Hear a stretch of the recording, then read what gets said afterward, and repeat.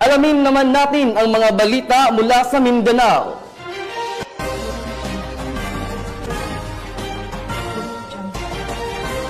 Halos 3 milyong piso halaga ng assorted smuggled cigarettes ang nasabat ng mga otoridad sa sitio Surok-Surok, Barangay Bangkiruhan, Ipil, Zamboanga, Sibugay. Nakatutok sa balitang yan si Patrolwoman Luis Marie Conde. 4 na lalaki arestado nang mahuli sa isinagawang anti-illegal smuggling operation ng PNP sa sitio Surok-Surok, Barangay Bangkiruhan, Ipil, Zamboanga, Sibugay. Kinilala ni Police Major Sunny Joe Ampunin, OIC ng Ipil MPS, ang naarestong suspect na sina Muhammad Hasim Askalani alias Toto, 30 years old, may asawa at businessman. Adsman Usman Askalani alias Karding, 25 years old, walang asawa, parehong residente ng Barangay Bangkiruhan, Ipil, Zamboanga, Sibugay. Nizmar Mabul Sabtal, may asawa, 35 years old, laborer at residente ng Barangay Balas, Basilan City. At Leomar Nasae Colmenas alias Mar, 20 years old, walang asawa, walang trabaho at residente ng Ulutanga, Zamboanga, Sibugay.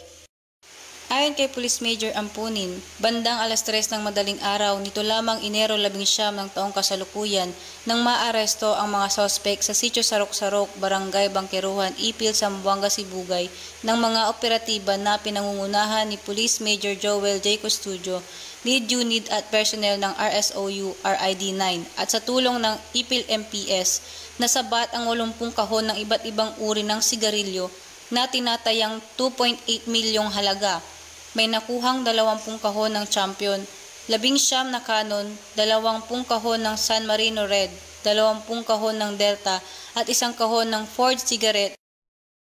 Gamit ang 2 multicab na may plate number na MV file number 0701-525184 kulay gray at JAO 2892 kulay puti at 1 Mitsubishi Adventure na kulay dark blue at may plate number na XAU 744. Ang mga naarestong sospek kasama ang mga nakumpiskang sigarilyo ay dinala sa Ipil Municipal Police Station para sa maayos na dokumentasyon. Ang mga nakumpiskang sigarilyo ay inihahanda na ng Ipil MPS para ma-turn over sa BOC Zamboanga City at sa pagproseso ng booking at profiling ng mga naarestong sospek. Nahaharap ang mga ito sa kasong paglabag sa Section 1401, Unlawful Importation or Exportation ng RA 10683 na kilala rin bilang Custom Modernization and Tariff Act. Ang pambansang pulisya ay patuloy sa mandato na ipatupad ang batas at siguraduhin ang kaligtasan ng mamamayan.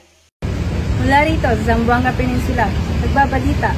Ako ang inyong PNN correspondent, Patrolwoman Luis Marie Conde, alagad ng batas, taga-taguyod ng Balitang Pulis. Maraming salamat, Patrolwoman Conde.